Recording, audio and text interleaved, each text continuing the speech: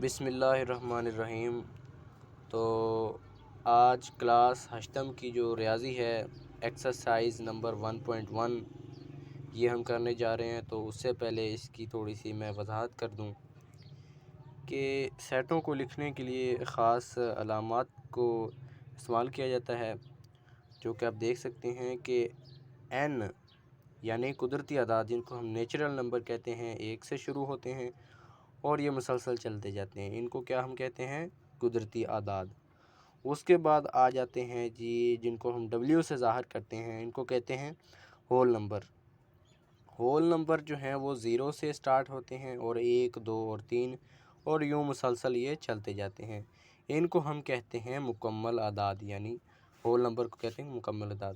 اور ان دونوں میں صرف فرق یہ ہے کہ ہول نمبر جو ہے وہ 0 سے شروع ہوتے ہیں اور نیچرل نمبر جو ہیں وہ 1 سے شروع ہوتے ہیں۔ اس کے بعد آ جاتے ہیں ہمارے Z سے شروع ہونے والے اعداد جن کو ہم صحیح اعداد بھی کہتے ہیں۔ تو یہ 0 سے شروع ہوتے ہیں اور یہ مثبت بھی ہوتے ہیں اور منفی بھی ہوتے ہیں، اور یہ بھی 1 2 3 اور مسلسل چلتے جاتے ہیں۔ اس کے بعد آتے ہیں ہمارے پرائم نمبرز جن کو ہم مفرد اعداد بھی کہتے ہیں۔ تو یہ جو ہمارے پرائم نمبر ہوتے ہیں یہ یا تو خود پر اور یا تو یہ خود پر یا تو یہ 1 پر تقسیم ہوتے ہیں۔ تو یہ بھی 2 3 5 7 اور یہ 11 اور اس طرح یہ مسلسل چلتے جاتے ہیں۔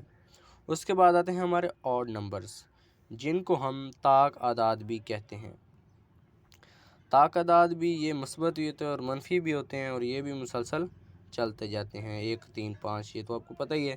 تو اس کے بعد آتے ہیں ہمارے یہ ای سے شروع ہونے والے جفت اعداد، ان کو ای سے ظاہر کیا جاتا ہے اور یہ 2 4 6، یہ آپ کو پتہ ہی ہے، یہ جفت اعداد جوڑے کو کہتے ہیں۔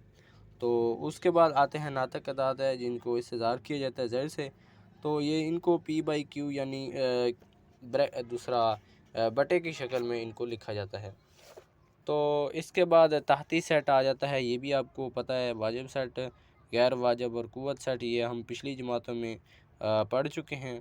تو یہ پاور سیٹ کس طرح لکھنا ہے اس طرح لکھتے ہیں۔ تو اب ہم بڑھتے ہیں اپنی مشق 1.1 کی طرف۔ تو چلیے 1.1 شروع کرتے ہیں۔ تو جی 1.1 مشق نمبر ہے، تو اس نے کہا ہے کہ درج ذیل سیٹوں کے تمام طاقتی سیٹ لکھیں۔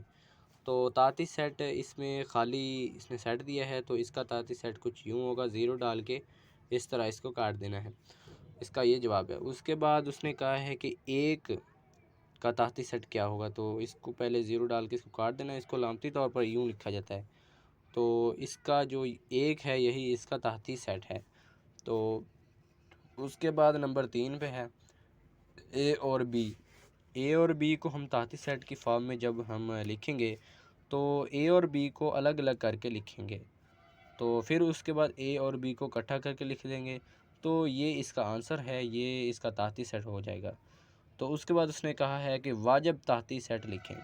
واجب طاقتی سیٹ یہ اس طرح آپ دیکھ سکتے ہیں کہ اس کو پہلے یوں کاٹا اور یہ اے لکھ دیا، تو یہی اس کا جو ہے واجب طاقتی سیٹ ہے۔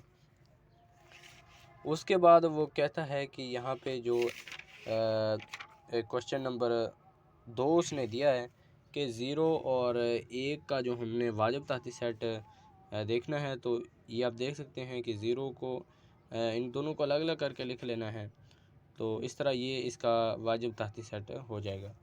اس کے بعد سوال نمبر 3 ہے جی 1 2 اور 3، تو یہ ان کو ہم الگ الگ کر کے لکھ لیں گے، 1 2 اور 3۔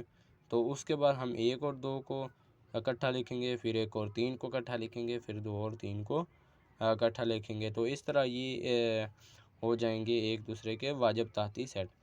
تو انشاءاللہ آگے ہم 1.2 کو ڈسکس کریں گے۔